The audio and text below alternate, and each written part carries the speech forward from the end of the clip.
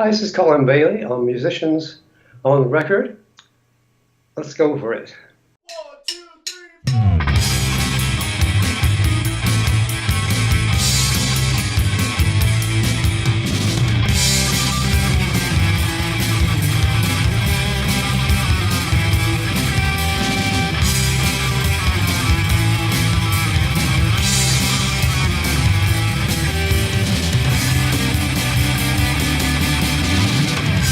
This is huge, musicians on the record. Bring it on. Hi, welcome to Musicians on the Record. I'm David Ward. Welcome to the show. You've heard the music, now hear their story. I'm so excited to have on the show today great jazz drummer, educator, and author of bass drum control. We're going to be talking all about that bass drum today.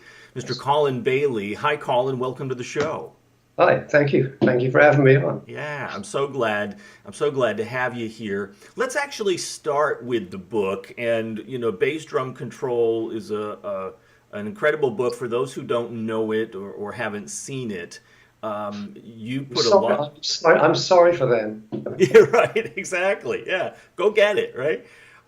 You put a lot of time and energy into this book. What inspired you to do something specific around the bass drum? Well, I'd say when I first moved to LA, I came over here in 1961. I was in San Francisco with Vince Guaraldi, Charlie Brown music stuff. Yeah. And I went to LA, and I had just gotten in my bass drum technique. I came across it like accidentally when I was practicing, kind of by lifting the heel up just about this much, quarter of an inch, give or take. I could get more beats, so I practiced it and practiced. So I started using it on the gig with Victor Feldman. So the drummers were coming in to hear the new kid in town, Yeah. So they were going down to Pro Drum in Hollywood. Okay. And they were saying, "Hey man, you heard this new kid in town with his bass drum technique."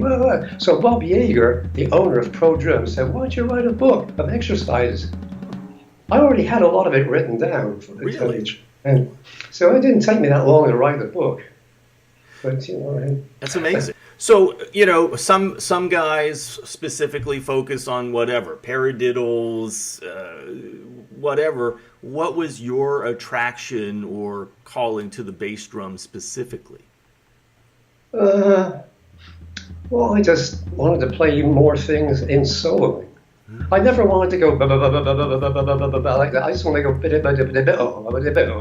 that kind of stuff. Yeah. Threes and fours, twos. Okay. Not overdoing it, but just it really really enhances your solo ability. Amazing.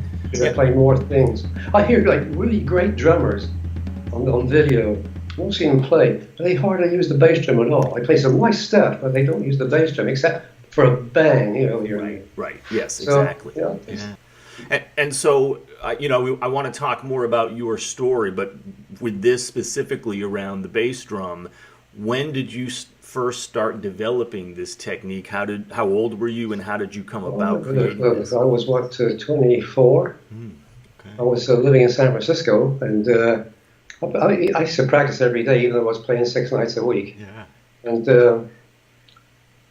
I just came across the technique, that's all, I just Amazing. I was practicing 5 hours a day and playing at night 6 nights a week. Wow, that's incredible. That's amazing. Well, that's when I had energy, Yeah, right. Sure, right. So what I'm hearing is it's not actually heel down or heel up. It's actually a little bit in between. I keep the heel down until I want to lift it a little bit. Yeah. Just for playing single beats and even double beats that I can do, without lifting the heel. If I want to play more than 2 beats, I lift the heel. So just a tiny little bit. So it frees up to 4. If you listen it up too high, you can't get any. Yeah. But guys with double pedal buy that book now. It's just adaptable. So right. Yeah, exactly. And my friend Dom Famularo plugs the hell out of it. Yeah. It's good when Dom is talking about it in promo. Oh yeah, right? Yeah. Well, and he suggested that we connect for this interview. So there we go, and here we are, right? Yeah. Let's talk about your story too, Colin, because you've played with some legendary people. I mean, Benny Goodman, Chet Baker, Joe Pass, Frank Sinatra, Miles Davis. I mean, you played with a lot of folks. Where at what point, let's go back to the beginning. When did you fall in love with music and the drums? Well, I was 4 years old. 4 years old. 1938, I started. My folks bought me a toy drum set, which I destroyed in a little short time, and I had more toy drum sets. But they said I looked promising as a drummer, so they encouraged me the whole way. I had my first drum set when I was 7. Wow. I was playing in a little band when I was 10 years old. Amazing. And this was in Manchester, England? No, it was in Swindon, England. So it's the West Country, close to Bath, Bristol, and that area. Yes, amazing. It's a nice place to be from. Yeah.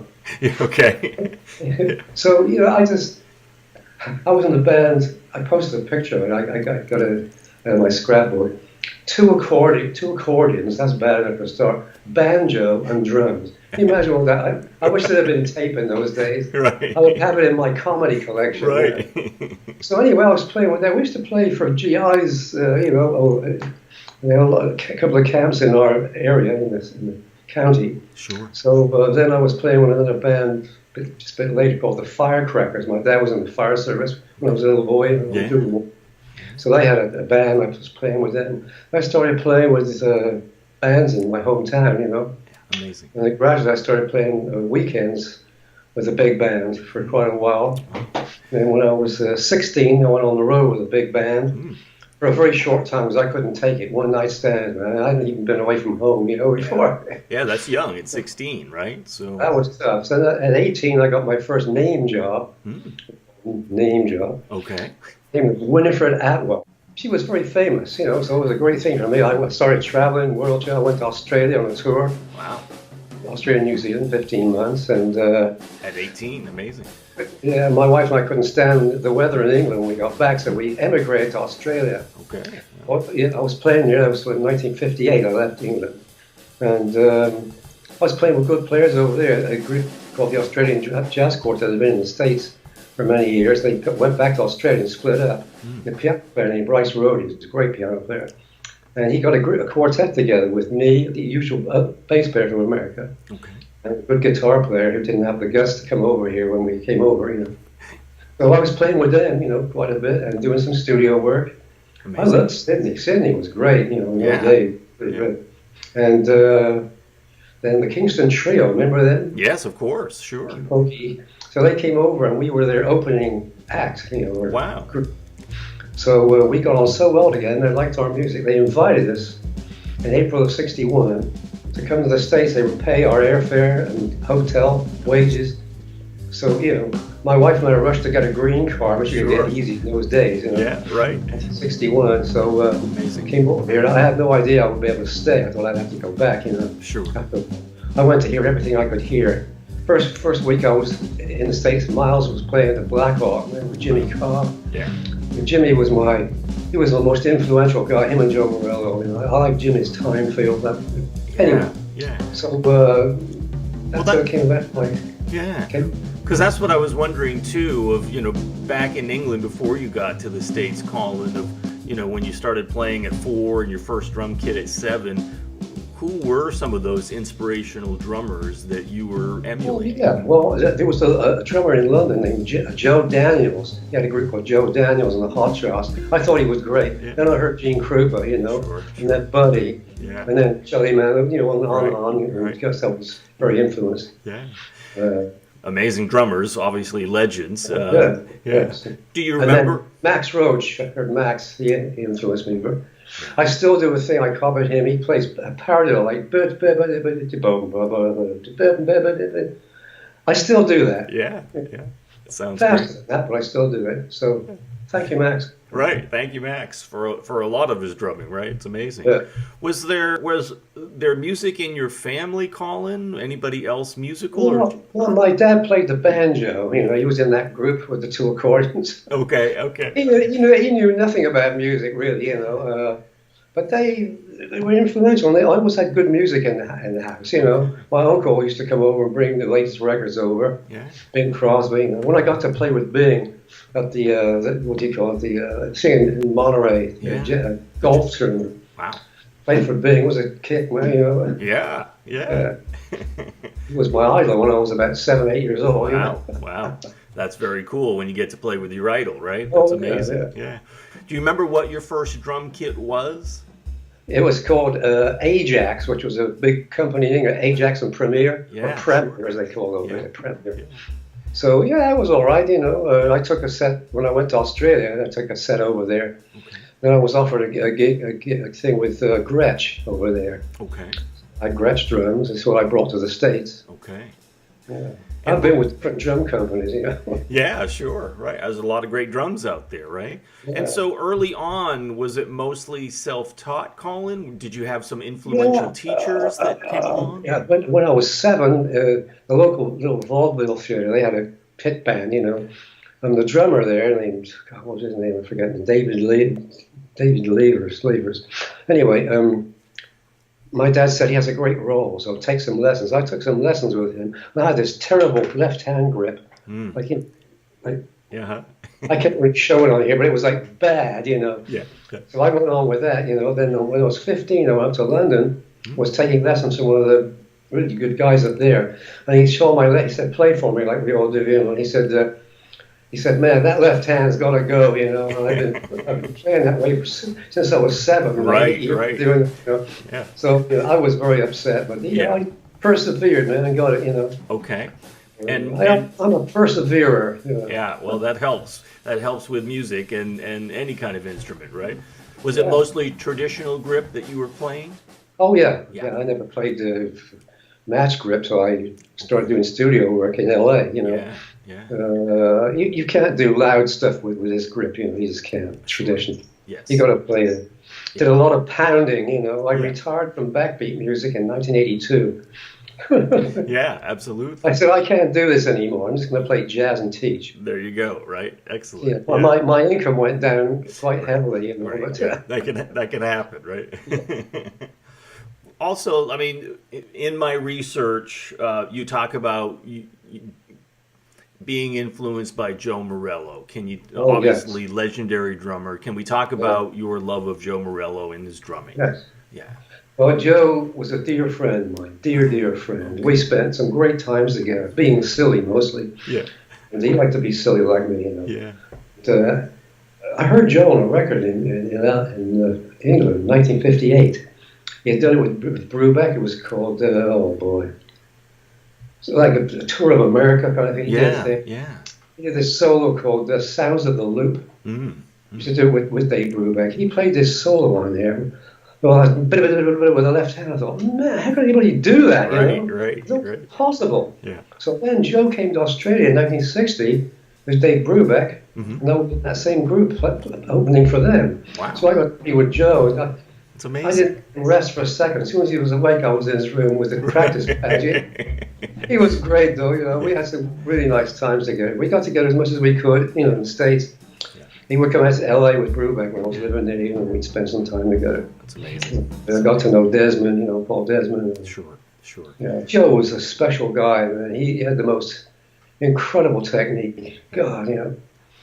He was the sweetest guy. You know. He was such a great person. Yeah. What a gift to a young musician to be able to connect with him, learn from him. Amazing, right? I'm still practicing trying to get that right. You know? Right. That's why I hate Danny Gottlieb, because he's got that down like Joe. Does he? Yeah. Go down and chop your left hand off. Right. I studied with Joe for like 20 years or something, you know. Is that right? That's amazing. A long time. That's amazing. Wow. Yeah. Joe was incredible. Him and Wes Montgomery, to me, were the two greatest jazz guitar players. Very influential on the guitar players, you know. I first met Joe in 1963. I did an album when I first got to Hollywood, LA. This guy named Dick Barker was the owner and producer of World Pacific Records. Okay. He did a lot of recording in those days, you know. Yeah. So he wanted me to do a single. When he was doing singles still in those days, in 45. Yes. With Claire Fisher, who was a great pianist, composer. Okay. So he wanted us to do a single, and he'd heard me on Vince Guaraldi's Cash You Pay to the Wind. He thought that was a hit. Yeah. So he thought, good luck with me. Right. So we were playing, you know, before they recorded us, and he came out and said, you guys sang great, let's do an album. So we did an album. Wow. It's called Surging Ahead, got 5 stars on Downbeat. Wow, that's great. Can't stand to hear myself playing that personally, but... Okay. And then Joe Pass got a Synanon because he was an addict, you know. And the first record he did for Pacific Jams of World Pacific was Joe Pass and Claire Fisher. He wanted to use the same rhythm section for Joe. Yeah. Albert Stinson was the bass player. So that was the first time I met Joe. You know, I did everything with him till he went with Norman Granz, you know, the big promoter with Oscar Peterson, Ella Fitzgerald. Yeah. So we did that for quite a few years. So I did 14 albums with Joe through the years. That's unbelievable. Wow. 12 while he was still alive, and 2 that Japan released that he never wanted released. Okay. You were on that. Yeah. So, but he was great. I did so many gigs with him, you know. And then in 1989, he started we did for Django, 1964. It's a legendary album. Yes. And 1964, the year of bass drum control. Ah, okay. That's an anniversary year for me. Right, yes. So we did that with Jim Hewitt, the bass player I played with a lot, and John Pisano, great guitar player. So then in 89, he wanted to restart the quartet again. So we did an album called Summer Nights. We went to Japan on a 3-week tour. You have the 3 Blue Note clubs here, Tokyo, Osaka, and Fukuoka. So we did that. And we did a few gigs, you know, in California and around, and more recording. And then we went to Japan again. Yeah. Jim was a piece of work, though. He kind of became like a prima donna a bit when he went with those big. He used to do concerts in front of 20,000 people, just him. Wow. He had this technique of playing just by himself. It was amazing. Yeah, sounds incredible. He was totally crazy, though. Yeah. Yeah. Okay. That can happen in the music business sometimes, right?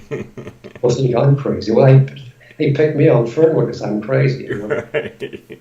He was saying, "I don't know what I'm going to do next." You know? Yeah. Right. And then maybe, do you want to do any kind of a Dom Famularo story, Colin?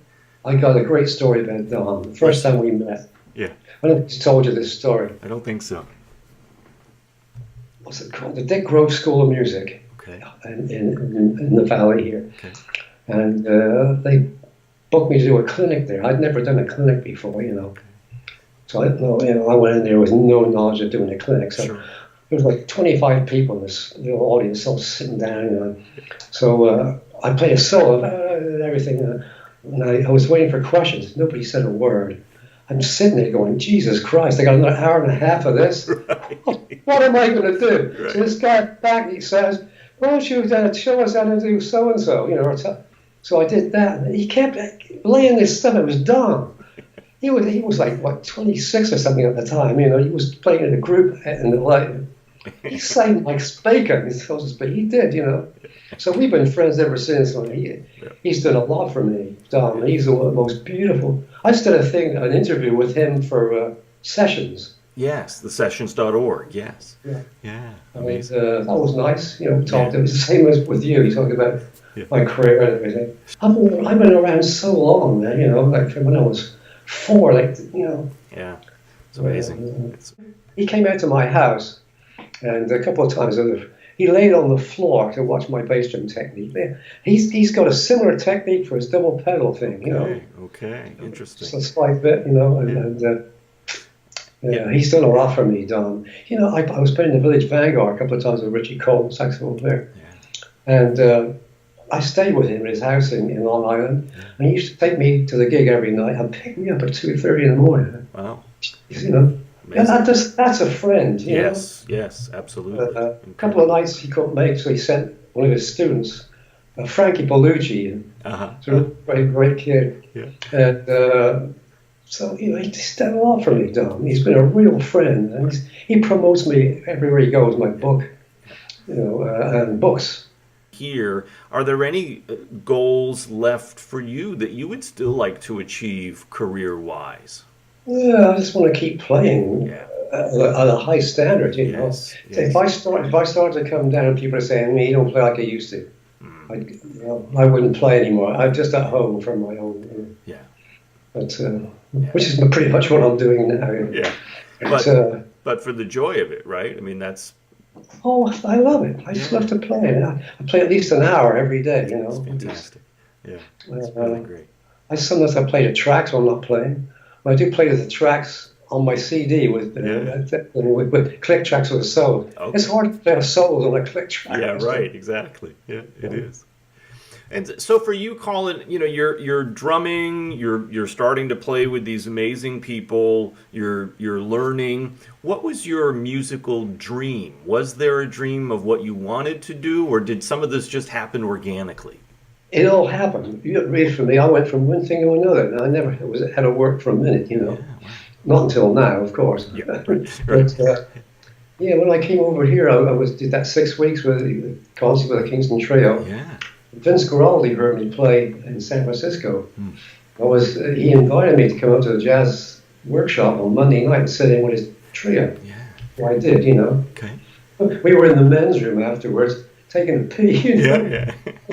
And he said to me, you sure got a lot of talent, man. So I really like you playing. I go, well, it's nice. So 2 or 3 days later, I was in the drum shop hanging out. And the drum shop owner came and said, Vince Guaraldi's on the phone, wants to talk to you. And he offered me the gig. Wow. He was the guy they had. I felt terrible about it because Benny was a sweet guy. But, to play with him and Monty Budwig, like world-class players, it was just a dream come true for me. Of course. Did a great album with him called Jazz Impressions of Black Orpheus. Cast Your Fate to the Wind was a big hit on there. Wow. So that was the best thing I did with Vince, Yeah, amazing. And, Victor Feldman called me January of '63 and said he would like me to come to LA and play in his trio. Okay. So I couldn't turn that down, He had to say to Vince, I'm leaving, but he was pretty nice. Yeah. But playing 6 nights with Victor and all the drum, Mel Lewis came to hear me play, Shelley came in, and it was really just to meet those guys was a thrill for me. Absolutely. And would you say that was your first break, a big break, to be able to get that with Vince? Well, just coming over into the States. I went from one thing to another, and I played with so many great. With Vince, we played with Ben Webster and Jimmy Witherspoon. Okay. Twice at the Jazz Workshop, 6 nights a week, and Sunday afternoons. Boy, that was tough. Yeah, that's a lot of work. We played with Gene Ammons and all kinds of people. Sonny Stitt. Amazing. So that was great. I only just got here. Right, exactly. You're living the dream, right? Yeah, really. Okay. Yeah, that's amazing. So when did you then connect with Benny Goodman and start with the touring and recording around that? Okay, with Benny I was doing Monday nights at the Shelley's Manhole, Shelley's Club, with Jack Sheldon. I don't know if you know Jack Sheldon. I've heard of him. Yep. Great trumpet player, and he's a funny guy. He's made a living like being funny. And he had Monday nights at Shelley's Manhole. And, so he asked me if I wanted to play with him. So I did. Howard Roberts with guitar. It was great players. Joe Mondragon, the bass player. Legendary LA guys. Yeah. So I couldn't turn that down. So I was working 7 nights a week. Wow. Amazing. Amazing. It was amazing, Yeah. So, and anyway, Jack Sheldon, I was playing with his quartet. We were doing a TV show at NBC. Okay. And Joe Mondragon, the bass player, lived across the way. So we went out and hung out at his house. And the phone rang, and Jack answered it. And he said, "It's Benny Goodman's manager for you." So I've heard about Benny being really hard on drummers and being nasty. And so he said, Benny would be interested in taking you to Japan on a 3-week tour, Wow. I said, "Oh, man, I don't know. I've heard about that." He said, "Oh, no, he's calmed down a lot." So I took the gig, Funny thing was, he was a tightwad. Okay. Monty Budwig, the bass player, was on the gig, and he got $350 a week. Okay. It was back in 1963, Yeah. So I tried to get that, but he said, Benny wouldn't go for that. So $300 a week I got, $25. Benny Goodman was okay. So it was a great tour. I did a couple of albums with him in 64, 65. Played with him quite a few other times in that period. Yeah. And then I started doing studio work. I was playing all the time too. It was a lot of things happening. Yeah, and that's what I'm really hearing is that you just went out and played, and because of your skill, your talent, your training, you started getting noticed, and people started calling you, which is amazing. It was very nice. Very nice. And I started, the people I've been like idols of mine, started playing with them in LA, wow. Yeah. And being friends with Shelley Mann, he was my idol for a long time. Shelley was the nicest guy. Yeah. I used to sub for him at the Manhole, which was his club. Right. Especially on weekends, he was so busy in the studios. Okay. I was playing with his group. We played opposite Les Montgomery, all kinds of people, And that's what Jimmy Cobb was playing that gig. I played on Jimmy's drums. I got so much stuff to tell. It's amazing. People keep saying, "Why don't you write a book?" Oh man, you know. I have a lot of stories too. You know, most of I couldn't tell on here. But. Sure, right. Well, those are for the archives, right? That's right. That's what. Anyway, I'm getting ahead of you. No, you're doing great. You're doing fantastic. And so you also mentioned, I mean, certainly Benny Goodman. What came first for you? The Charlie Brown Christmas special? Well, that was 1965. That stuff was. Okay. And we did another one in '66 called the Great Pumpkin. Yes. Yeah. Played it every year, you know. Yeah. Those are legendary. I mean, we watch them every single year. What's that like for you to see those? I've just gone 20 years or more without hearing it on TV. Charlie Brown Christmas. Oh, yeah, that's the thing. So, yeah, it was good. Yeah. But Vince Guaraldi was great to play for. I played with so many great players, and I'm so lucky, you know. Sure. And who are some of those highlights that come to mind for you, Colin? What some of those legendary? I mean, Sinatra also you played with, right? Well, one of the bigger thrills was. I got a story on this. I'll cut the language down. Okay. But I was sitting home on a Monday night, and it was a phone call. It was this booking agent in L.A., Ben Shapiro. How do I remember his name? It's amazing. So he said, "Are you working?" And I said, "No." He said, "You want to play with Miles Davis?" I don't even got on the stage 2 years ago. Miles was it at the time. He had that new group and everything. You know? Yeah, sure. Oh boy, 7 Steps to Heaven. Yeah, amazing. So I said, I can't. I said, I'd be too nervous. Really, I'd love it, but. So he said, okay. So my wife said, "You idiot." She said, "You'll regret that for the rest of your life. Get back on the phone and call." So I called Ben's number, and before I could get there, the operator came on the phone and said, "An emergency call for Colin Bailey." Yeah, it was Miles. Wow. He said, "What's this nervous bullshit, MF?" He said, "Get your ass over here." The voice is, you know. Right. Yeah. So I went over. I don't remember driving there or anything, you know. So I went into the club. There was drums there. Yeah. And I walked into the club with my cymbal bag. I had this short haircut with. So I was like weighed about 135 pounds at the time. Yeah. I'm walking up on the stage, and I hear some guy say, "Hey man, that ain't Tony Williams." Made me feel real good, you know. Right. Well, the guys were great to me. They never played any of their new stuff. He played like If I Were a Bell, so I've been listening to for years. I did 2 nights and a set. And then they brought Tony on. Man, Tony like exploded. I felt like baby dogs, man. I could hear him play. Yeah, it's unbelievable. So that was a big thrill. Of course, how incredible! And I mean, he wanted you. Like there was no in that. You were going. I'd say the reason he probably called me was I was playing with Victor 6 nights a week. Yeah. This club called The Scene up on Sunset Boulevard. And he was courting Victor to be the piano player in that new group. That was before Herbie Hancock. Yeah. He was coming in almost every night for a couple of weeks. Wow.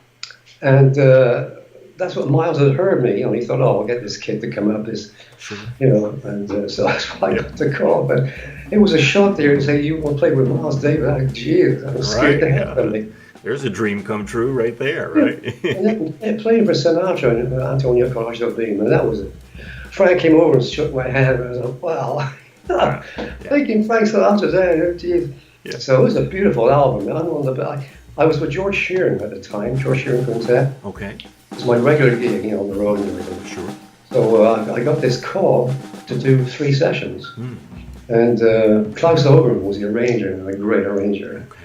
Okay. And I was playing with George at the time in L.A., in Hollywood, at Shelley's Manhole, for 2 weeks. So the Monday night that we had off was the first night of those sessions. So they let me do that, you know, which was really nice. Yes. So the tracks that I'm on are the best ones on the album, not because of me, but because it's the American tunes, and Frank sang those better than the Brazilian tunes, in my opinion. Yeah, and what album is this, Colin? It's called Francis Albert Sinatra meets Antonio Carlos Jobim. Wow, very cool. It's a great record. There's quite a few tracks of it on YouTube. Sure. And it's a beautiful album. Yeah. And what year are we talking with this? January the 31st, 1967. Okay, yeah, you got it down, right? Yeah, how can you forget that? Exactly, right? Yeah. Yeah, it was wonderful. You know, I could have done the 3 nights, you know. Sure. Where did you record? That was in Hollywood at either United, I think it was United A, and nice studio. And it was great. It was an unusual lineup. I think he had like 8 cellos and 4 flutes or something like that. Wow, amazing. Great section. Yeah. And what was your usual setup at the time on the drum set? Well, I've always used ordinary playing. I mean, when I was in the studio, I had toms, but I like a 4-piece set, 20 by 14, 8 by 12, 14 by 14. And I'm using a snare drum right now, which I've had for years. DW made it for me. It's a 6.5 brass snare drum. It's black. Nice. The sticks leap off it. It's just an amazing drum. Is that the brass over nickel? I think it's just brass. It's just brass. Okay. Yeah. My knowledge of drums is very minute, I just play them. Yeah, well, that's not minute, obviously. You're playing, so you just hit them. That's really great. Can you talk a little bit about your mindset and the difference between preparing to go into the studio and record on drums versus playing live? Well, it's a lot different, that's for sure. I've been on a lot of records. I've done over 100 jazz albums, Wow. Some guys have done 500 or more. Right. It's not bad for someone like me, Yeah, it's amazing. Recorded with some good people, I did some really nice records. But recording is different. It bothers me now. I can't stand to hear myself back. No. Last album I did was 3 years ago, and I said, that's it. I'm not going to record anymore. Okay. What bothers you about it? It's nerve-wracking for me to hear myself back. It's nerve-wracking, sure. Yeah, absolutely. Right. I like most guys, man. They're over fussy, Yeah, sure. Yeah, we want perfection, right? Yeah. At least I don't want to be embarrassed. Sure, right, exactly. No, nobody does, right? And so what about playing live? How do you prepare for that? And any... Did it used to be that you dealt with some nerves? No, I was never nervous, ever. Never nervous, wow. I mean, I did concerts when I was a little boy, I was never nervous. Amazing. I don't know why. I mean, I was on TV shows in the band, I was never nervous, Incredible, yeah. That was just your calling, and you were in your comfort zone playing drums, right? Yeah. I mean, from everything I'm hearing, you've had a pretty charmed musical life, right, and career. I've had a very charmed. You're right. Wonderful. Have there been challenges, obstacles that have come up? Obstacles. Boy, I don't know. Obstacles, I don't think. Okay. No, not really. Okay. Yeah. I handle everything I've been thrown into. Yeah, it's amazing. I subbed for Ed Shaughnessy on the Tonight Show, the Johnny Carson show for a few years. Yeah, let's talk. I was there as much as he was because he was always doing clinics, Yeah. More money. Right, I see. Okay. That was to play with that big band. And those guys are like Hollywood. Absolutely. Yeah. How did that even come about for you, Colin, that you subbed for? I was working with Victor Moe, the singer, in 1974. I was on tour with him. Okay. When he played on the Tonight Show. Yeah. And Nick Ceroli was the sub for Shaughnessy at the time. It was him or Louis Bellson. Okay. And Doc Severinsen heard me play. And the next time, Jake Hanna left the Merv Griffin show because he wouldn't take the front head off his bass drum. Oh. Jake was a real, yeah, purist. Purist. Yeah. So he quit. So Nick got that job. So it was the sub. So I got a call to do that, and Doc liked my playing, so I was there, for 6 years. Amazing. Yeah. And so, yeah. Great band, actually. Oh, incredible band, the Tonight Show band. But need a drummer that swung so hard, Yeah, right. Yeah. And what were some of the highlights of the guests that you got to play with there? Boy, played for Beverly Sills. That was a thrill. Mm. I'm a classical music fan, Yeah. All kinds of people. Yeah. First shows I did, Sammy Davis Jr. was there, and he used to bring his own drummer. He didn't that day. He had these 2 really hard charts with a lot of drums and a lot of fills and stuff. Yeah, amazing. Look, at the rehearsal, I was playing a bit like just on the right side. I looked down, and Johnny Carson was watching me. Wow. He was like watching me, because he was an amateur drummer. Yes, he was a drummer too. Caught him watching me. He flushed and walked off. Pretty funny. Yeah. I mean, what was he like? You must have been able to hang out with Johnny. He's a very quiet guy. Apparently, he used to go to parties and sit in the corner and get drunk. Really? Okay, interesting. But he was never around. No. Once I did the Mighty Carson Art Players. I don't know if you remember that, like some silly sketches. Yes. Tom Newsom with the Spirit of '76, and we had a wig and to play the snare drum. Just have to like cut out Carson when he started speaking. I go, it's like, shut up. Yeah, that's great. And can you any kind of stories or highlights about Ed Shaughnessy come up for you? Well, Shaughnessy was a really nice guy. He used to call me personally to sub for him, not the contractor. Yeah, amazing. Which was pretty nice, actually. I subbed for him in Vegas a couple of times because at Christmas time he didn't want to go because he had a family. Sure. And my wife said, "Why don't you get the hell up there? Right. Christmas without you." Right. It's after many years of marriage. Sure. It's been a trip, man. My life, It's really amazing career. I mean, and obviously you've been able to work, support your family.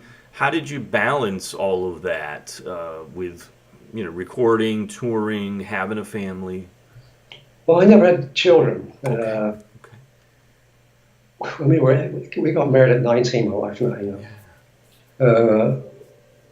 We were world traveling, a lot. Yes. With Spinning for that well, and so we thought not good to have kids, Yeah. So we went a few years, and then we were kind of set in our ways. Yeah, right. When we didn't want kids, I like people's kids now in their own house for 5 minutes. Right. to visit, but not to keep. Yeah. So, I always managed to make a living, man. Yeah, amazing. You live your lifestyle. I mean, when I was making $100 a week playing with Victor 6 nights a week in Hollywood. Yeah, wow. We made to do, man. We got an apartment that was, and then we had a car with a small payment and stuff. So we managed, Right. And then, we were able to get a house and stuff. We went on from there, and I started making more money. And it's wonderful. How did you manage the business stuff around music, and how has that? You must have seen a lot of changes in the music business as well. Oh God, yes. Yeah. I've seen it go downhill for years. Right. That's just my opinion. Sure. Yeah. A It's, lot of changes. There's some great drummers today. Some of the drummers, young guys who come really play, and they got track. But I'm a jazz drummer, and everything you see on Facebook, I do a lot of Facebook stuff. On there, and it's always like bad. You never hear anybody go ding, ding, ding. So it's the way it is. Right, exactly. And so, who are some of your favorite modern day drummers? Some of the younger guys that are out there. Drummers, I like Greg Bissonette a lot. Yeah, Greg is one of the few guys who can play everything, man. Yes. He's a great big band drummer, small group drummer, Latin drummer, rock drummer. Yeah.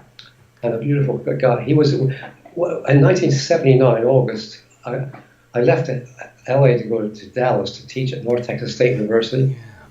Yeah. There was Steve Houghton was the drummer down there. He was doing all the studio work. So he was going to LA. So this guy I used to know years before, Phil Kelly, was doing all the arranging down there for jingles. He said, "Why don't you come down here?" I was, having a little barren spell there. So my wife and I decided to make it. We went down there and saw a great house. And so I went down there. The first couple of years, I was making a lot of money doing teaching. Yeah. I was been pretty busy, but amazing. Then 1982, I got fed up with working with the guys there. They weren't after Hollywood's, players. They weren't really up to scratch. Yeah. And then this big scene with this engineer thought he was God's answer to music. So we started off this. My wife's father had passed away, and she was on an early flight to go to England. Yeah. I was about 15 minutes late to get to the session at 9 o'clock. Okay. As soon as I get there, they say drums, let me hear the toms, the snare, didn't they?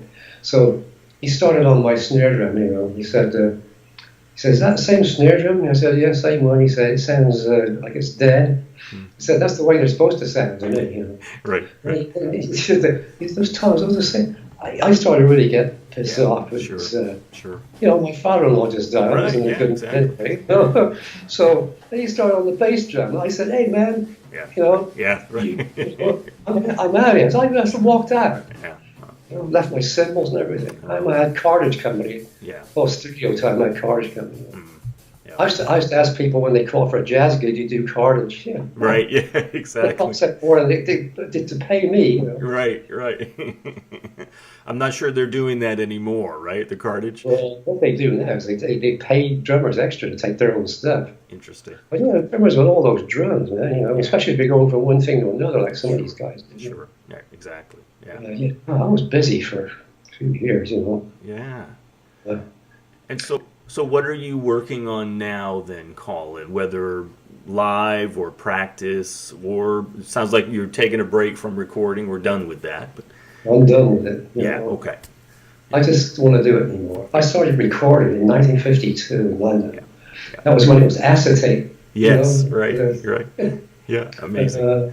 Amazing. I did quite a bit of recording when that lady was telling about, for that one. And it was like singles in those days. Sure. 78. Yes, of course. So far back I go. Right. Acetate, man. Yeah, right. I was never nervous, but then recording. It's really amazing. Yeah. You were just in your groove, right? Yeah, I guess I was lucky. Yeah, right. Yeah. You talked about your time at North Texas University and the teaching, and obviously the writing of the book, Bass Drum Control. You do a lot of teaching there. Do you still do teaching now? Yeah, I do teaching. There's a little. I live in Southern California, away from an hour and 10 minutes from Hollywood. A place called Port Hueneme. So we're 5 minutes from the beach, and it's beautiful here. Cooler weather than the valley, and much cooler. Yeah. So there's a little drum shop in Ventura called Pulse Drumming. Okay. Very nice people. I've done some teaching there. Nice. I'm starting again. I couldn't teach for a while because that was a problem. Okay. So,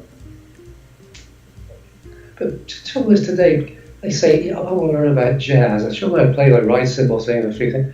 They think they know how to play jazz, They don't want to get any further. Yeah. 2 or 3 lessons, that's it, Well, it seems like it needs more than that. Jazz is not easy, right? Yeah. Well, if I had been living in the same town as Joe Morello, I would have taken lessons from him several times a week. Sure, you bet, yeah. So can you talk about that, for those who are wanting to be jazz drummers, jazz music, what does it take to become a good jazz drummer? Well, you need a little technique, but it's difficult for people that come from what we call metric music to go to syncopated music. It's a lot different. Yeah. It's easier for jazz guys to do the other thing than it is the other way around. Right. So, the thing to do is listen to a lot of records, jazz records, of the great drummers, not later stuff. Yeah. Philly Joe Jones, back in the 50s and 60s. Sure. Jimmy Cobb, Roy Haynes, all those guys. I love Alvin Jones, but he was like a one-off guy, He was incredible. Yes. But he's not the kind of guy you want to try and copy because he had his own. Yeah, his own style. Tony Williams was very influential. Yes. We all got something from Tony. Sure. Amazing drummer.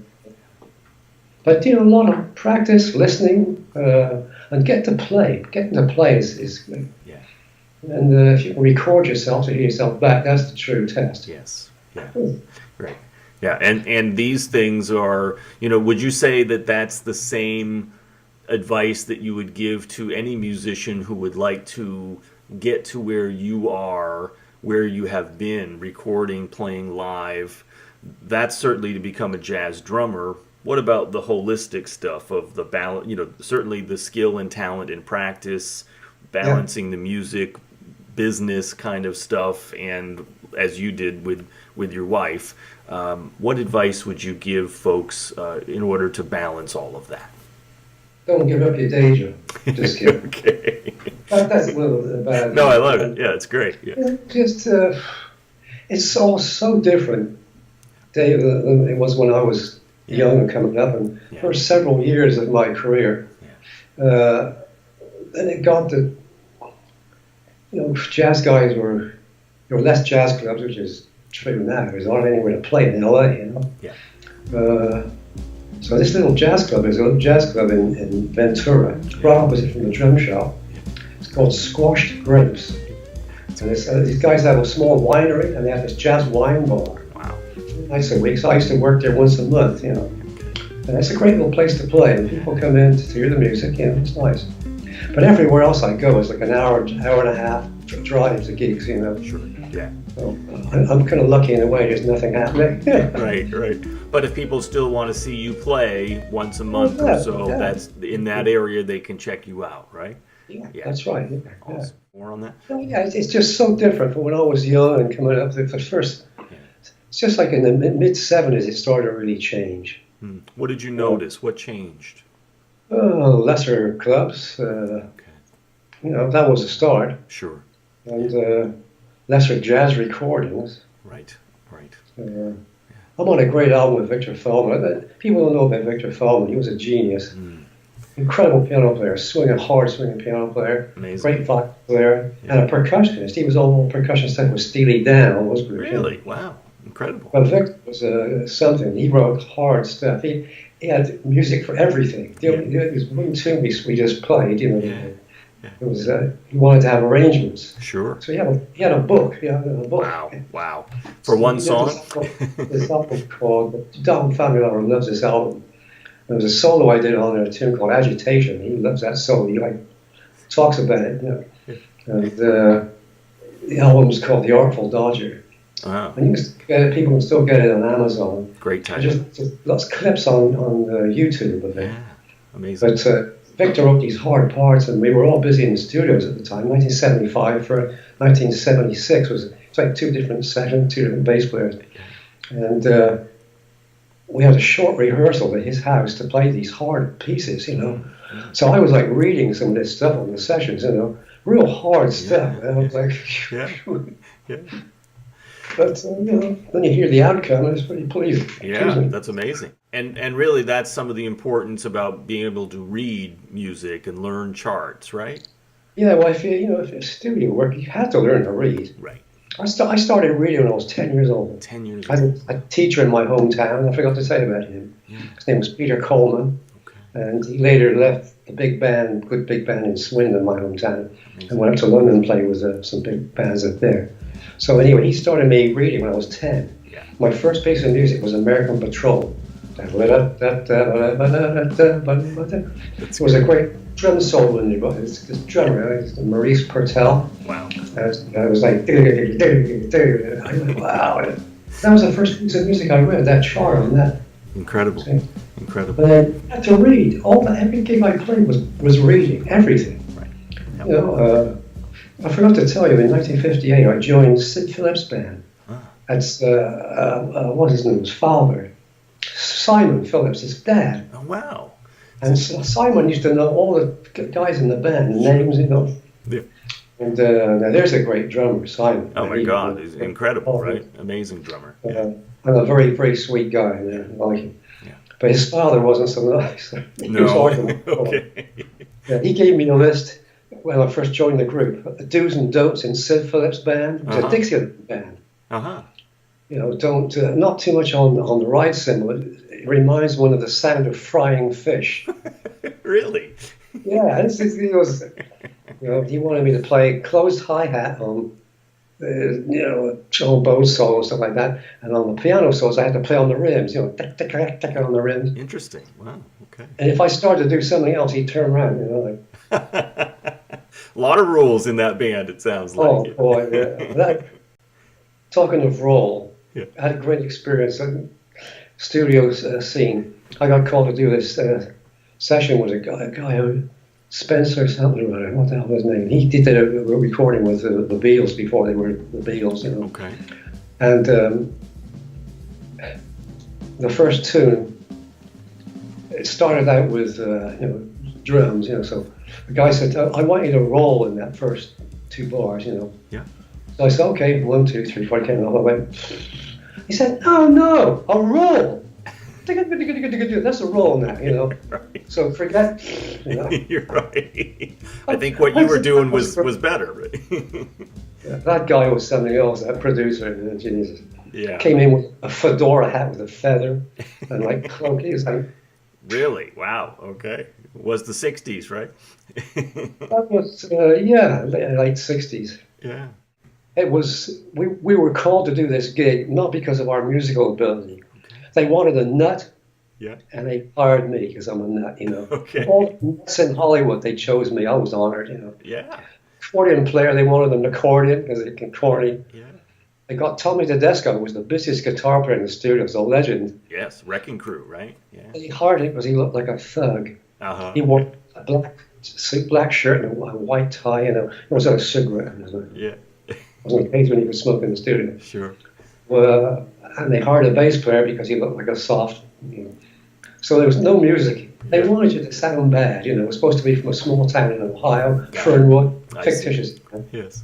So, the band leader was Frank Duvall, who was one of the biggest, studio composers and arrangers. A lot of movies and TV shows, you know. Amazing. Doris Day stuff. Yeah. But he liked to be silly, like me, so we got on great together. Yeah. It was a fun show, man. It really was. It lasted 2 seasons. We were surprised because they had a lot of hate mail from the South saying, "We think this show is disgusting." You know? Right. Yeah. Yeah. But it sounds like it was a blast. Yeah. Oh, it was a blast. 2 seasons. We got a nice sellout thing from it, you know. Sure. It was in South Africa, and someone told me they heard it. I think saw something in New Zealand. Wow. Yeah. Amazing. It's worldwide, Colin. I was glad to be on it because it was Sure. a trip. It really was. Yeah. I was subbing on the Tonight Show, and I had to sub on that show. Shelley Mann played on there. Oh my God! Amazing. Frankie Cap. Amazing. And they always look. Shelley, I saw the show on TV, and he's like serious reading the music. I said, "You don't feel like that, man." Right. It's not supposed to be serious. Right? He was concentrating this music. Yeah. Were there other TV shows that were part Yeah, of I did a lot of TV shows. I was super subbing, and I subbed on a Merv Griffin show, Carol Burnett show for Saul Goodman. And there's a great drummer, Saul Goodman. Yes. People know that. One of the great big band drummers. Oh, he was awesome. And lots of different shows. Lots of, what do you call them, specials. Mm-hmm. Martin special. I'm going back to this early 70s now. Yeah. There's not a lot of TV shows, you know. Right, yes. Variety shows. Yeah. Did a lot of jingles. Jingles? I didn't much recording. It wasn't my thing, doing like rock records, you know. I did some. Okay. But, I worked for a couple of guys, you know, their stuff. Yeah. What preferred more rock and roll drummers than me. More rock and roll, yeah. But for the jingles, what might we have heard you on? Well, probably most of the stuff I was on is not on anymore. It's not on anymore, yeah. No. Yeah. Oh, jeez. Can't remember now. Yeah. Okay. Remember Zenith TV? Zenith Sure. TV? Yeah. We did a commercial for them, too. It was on the air for like 2 years. So we got some great, checks for that. Yeah, that's great. Excellent. When I was really busy, I used to go in and pick up our checks at the union. You know, they wanted to get their bit out of you. Sure. Do. Yes. All different scene totally now. You know. But really, it sounds like you really took care of business well with a variety of different, playing live, recording, jingles, TV shows, all different ways. I could play anything, like that. I could read anything. I was a really good reader. Yeah. I haven't read music hardly for like the last 30 years. Because when do you read anymore? Yeah. Everything's just jazz groups. You get playing. Sure. Maybe a lead sheet or two here and there, but anyway. Yeah. So if I had to play in a big band, I'd probably be in trouble. Okay. You might need to get your chops up a little bit more. Yeah. Yeah, I mean, but that was the thing. I don't think you have to read anymore, not really, like you used to. Because every gig I played, like in England, with all the bands I played with, and I was all reading, Yeah. Amazing. And I did a fair bit of studio work in Sydney, Channel 9, band, regular band. Okay. And did some great TV shows there. Had some funny stories. I won't get into that on here. This is a drum thing. Okay. Yeah, if they're good stories, we can do it. And clean. And clean, right? Yeah, exactly. It's a family show. So. I used to do this show Friday nights. This is like what 1958, 59, 60, around that time. And this was a live on the air, 9 o'clock on a Friday night, the big show. You know. Wow. So there was a sketch. They had two comedians with this little dog, and they had a bone. I don't know what it was about, but and they went right to this balladeer, all in black, sitting on a stool playing guitar. Where has my love gone? So they're trying to get this dog away from the bone. He's going, this is like live on TV. The audience is laughing. You know. Yeah, right. My wife said, "My God," says, "What the hell were they laughing at?" It was beautiful. These two guys trying to get this dog. That's right. That's great. But you've got to stay professional and just keep playing it, right? Well, you know, I play. Like I said, there's a lot of great drummers in LA for a start, you know. And but you know, I do some gigs. But this one great singer I play for, Kat Connor, she's not getting any gigs. She does stuff with a guitar player. It's the guitar player, John Chiodini, him and Jim Hewart in that trio that I have on my DVD, you know, thing. It's on my website. My other books are. Yeah. And one that jazz, people trying to learn to play jazz should get is called Drum Solos, The Art of Phrasing. Drummers, solos should play in phrases, like instrumentalists, like 2 bars, you know, 2 bars. So that's what this book, I have a lot of things written out, you know, people can remember, you know. Yes, yeah. So if someone says, you want to play some 4s or 8s, they got some stuff together. So yes. Right. That's a good book. My other book was bass drum control solos. It's a lot of bass drum around the set, you know. Yeah. The kit. So that's a hard book. Yeah, I was going to say, that just sounds hard. Say more about that, soloing with the bass drum. Well, with the whole kit. With the whole kit, sure, yeah. But it's a reading thing, you know. But yeah. You know, start slow and get up to speed, you know. Yeah. Those books are worthy, you know, especially the Drum Solos, The Art of Phrasing book. If you want to play jazz, it's a good book to learn from. Yeah. And I have a great CD on there. I did. I'm really proud of, actually. I played some really good solos on here. Yeah. To play with Bruce Foreman, a great guitar player, wow. and Steve, a bass player from San Francisco. And we had 5 tracks. And 5 tracks with no drums, so people can play along. Okay, that's fantastic. Some spots have clicked, so you know. Yep. But it was a thing on Facebook. I kind of lost who posted it. This guy was on a concert in Brazil, and he played this second tune on my thing. It's called Bluesalizer. Okay. It's you know, that tempo. So you hear me count off 1, 2. 1, 2, 3. Playing, you know, I was like really knocked out with that. Hearing my voice on Brazilian TV. Yeah, that's great. Do you play on a click? No. Like playing clicks in jazz music is really. Yeah. You know, I mean, when I used to do the studio work, when there was like jazz type things. Yeah. If you had to play with a click, it was kind of hard. And sure. I used to use a click a lot, especially on commercials or movie stuff. Yeah. TV, it was all click. Sure. Yeah. You know, so, but I got fed up with that. Yeah. Right. Sometimes the music was so loud. Sure. You had to have to click on both sides, like bap, bap, bap. Yeah, you know, when they stopped playing, it was going gush, gush in your head. No, that's awful. Yeah, you can't even hear the drums, right? Yeah. And for you, Colin, you said earlier that you're still playing pretty much every day. What are you? I practice every day. Every day. What are you still practicing? Because your drumming is still growing and improving. Yeah, I think I'm playing better now than I've ever played. You know, I said I finally found out how to play when I was 80. Yeah. No, I still practice, you know, some rudiments and the finger control technique. The bass drum technique I practice out of the book. I solo a lot, you know, I just play. Yeah. And I love playing the drums. Yeah.